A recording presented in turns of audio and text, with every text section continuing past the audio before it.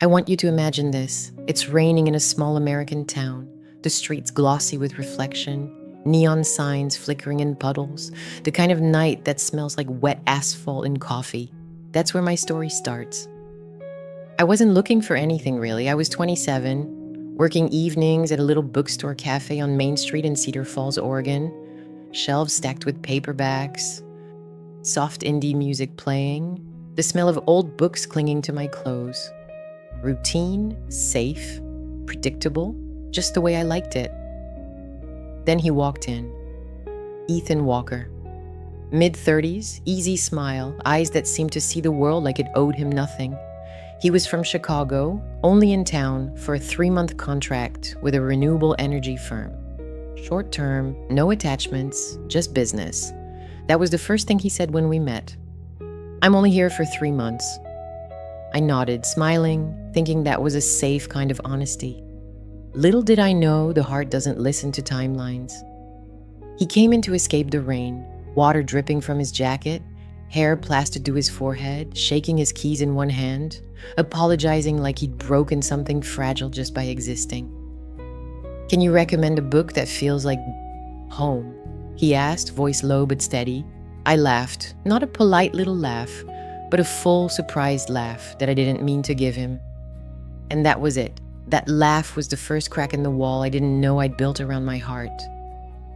We started talking between customers, then after closing, then outside under the awning, rain tapping impatiently against the sidewalk. He told me about Chicago winters, his old apartment building with the fire escape he loved, the streets that never slept. I told him about my mom, about this little town that held onto people longer than they wanted. We shared stories that felt too big to be told in 3 months, and yet we told him anyway. He said, we should keep this simple. No expectations, no promises, no complications, he added. I agreed too fast, foolishly fast. 3 months was a clean line. I told myself I could live within it. Coffee became dinners. Dinners became walks. Walks became nights in his rental apartment near the river. The sky mirrored the water, streetlights casting shaky stars on everything we touched. Every touch, every laugh, every silence was a stolen moment, a stolen eternity. And with each one, my chest ached more than the last. The first kiss happened in a grocery store parking lot during a downpour. We were laughing, soaked, bags tearing, and he just stopped, looking at me like he was standing on the edge of something he shouldn't. And then he kissed me. Soft, hesitant, perfect. I pulled away, heart hammering. This isn't part of simple, I said. I know. He whispered, jaw tight, eyes dark. Nothing was simple after that. We pretended we weren't counting the days, but the calendar knew 30, 25, 18. I counted moments instead. The way his hand found mine at stoplights. The way he remembered the tiniest details about me. The way he laughed at my stupid jokes like I was the only person in the world. Halfway through his stay, he moved closer to the river, and suddenly the nights became longer, heavier. We'd lie awake with the window cracked, rain misting the glass, and talk about everything except goodbye. Sometimes I caught him staring at me, memorizing a face he didn't want to leave, and I did the same. I told myself love was deliberate, built slowly, piece by piece. But love doesn't follow the rules you set for it. It arrived, uninvited, and rearranged my chest. I fell for him quietly, completely, and by the time I realized it, there was no turning back. One night, after too many glasses of wine and a song playing low on the record player, I asked, what happens when you leave? He looked at me like the question had torn something open. I don't want to promise something I can't keep, he said. And that hurt more than any lie could. The countdown became a drumbeat in my chest. 10 days, 7, 3. The town summer festival came, fireworks over the river, music drifting through the streets. Ethan held my hand tightly, whispering, I wish timing wasn't a thing. I smiled, and inside I broke. The night before he was supposed to leave, we didn't sleep. We talked until dawn, laying bare every feeling except the words we wanted most. When the sun rose, gray and hesitant over the town, reality pressed down like a weight. I thought that was the ending. Departure day came in muted gray, like the sky itself was mourning. The streets were wet, the clouds heavy, and the air smelled faintly of rain and diesel. I drove us to the airport in silence, the low hum of the engine filling the spaces between our thoughts. Ethan didn't say much, his eyes fixed on the road, jaw tight. Every stoplight felt like a countdown, every mile marker a reminder that soon he'd be gone. At the terminal curb, he finally turned to me. His face was pale, serious, but his eyes held that familiar warmth I had memorized. He started, then paused like the words were too heavy to release. "Don't make this harder," I whispered. He smiled softly, sad, almost defeated. "I don't know how not to," he said. We hugged. Long. Fierce. Like we were trying to etch each other into memory, imprint skin and soul with one desperate gesture.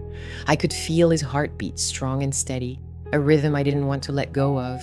My hands trembled on his back, and I realized in that moment that 3 months had never been enough. Then he pulled back just enough to rest his forehead against mine. "I love you," he said. The words struck me like lightning, bright and dangerous. My chest constricted. My lips parted, but nothing came out. Because how could I answer? How could I respond when the universe had set a clock on us from the start? He grabbed his bag and walked toward the entrance. Just like that, he was gone. Rain started again, tapping the terminal windows in steady rhythms, and I stood there, letting the world blur.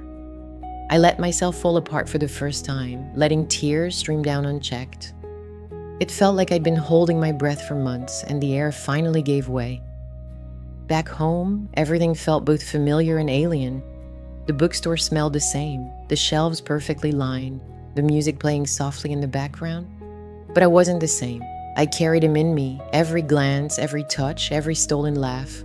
Life moved forward around me, but inside, I was stuck on that rainy morning. Weeks passed, then months. The season changed from summer's heavy heat to the crisp bite of fall. Leaves yellowed, fell, and blanketed the streets. I told myself I hadn't made a mistake.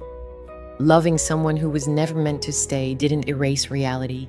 It just made it brighter, sharper, more alive. And then, one ordinary afternoon, a letter arrived at the bookstore. Chicago return address. My hands shook as I tore it open. Inside, there was a plane ticket and a note. His handwriting unmistakable. I was wrong about one thing. I don't want a life that doesn't include you. My breath caught. My heart raced. Like it had learned a new rhythm overnight. 2 days later, I was on a plane to Chicago, clutching that letter like a lifeline. My mind replayed every moment, every word, every touch, as though memorizing them would make me ready.